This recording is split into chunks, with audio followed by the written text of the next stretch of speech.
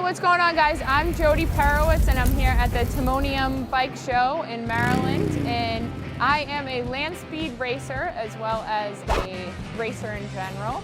But this is my land speed motorcycle, so this is a 120 cubic inch V-twin with a Baker 5-speed transmission and a turbo on the front that was purposely built for this bike. This bike has a little over 315 horsepower. And so far, the top speed on this motorcycle has been 208 miles per hour at the Bonneville Salt Flats. I currently hold 16 land speed records, and I am the first female to have gone over 200 miles an hour on an American motorcycle. So just that alone will make me smile probably for the rest of my life. So I also want to show you guys this bike right over here. Okay guys, so this is a 1926 Harley-Davidson JD, and this is what I rode on the 2018 Motorcycle Cannonball, which is an endurance race from Portland, Maine to Portland, Oregon.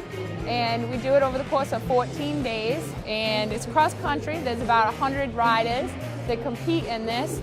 And I became one of 3 girls that officially completed all the miles, which was a little over 3,400 miles on this motorcycle. And what's the cool thing about the Cannonball is if you break down on the side of the road during the course, you have to fix it yourself. So every day we would pack, you know, the box on the back, and we had saddlebags on it with mostly tools and pots and things that maybe could go wrong, in hopes that we would have it if something did go wrong and that I could fix it. The motor was built by Rob at Retro Cycle, and he did a phenomenal job. And the navigation, you can't use any kind of modern navigation. We didn't know what route we were going until half an hour before we had to leave. And we got a map, a scroll map that I kept in this box right here, and it just was turn-by-turn directions.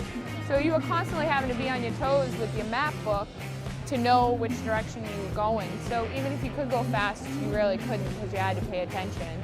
But it was definitely a trip of a lifetime. I absolutely ecstatic. My friend Curtis and I are already planning the 2020 Cannonball, hopefully be doing that on a single cylinder motorcycle. And this bike, we'll just keep riding it and enjoying it because it's definitely a well-ridden, well-built machine.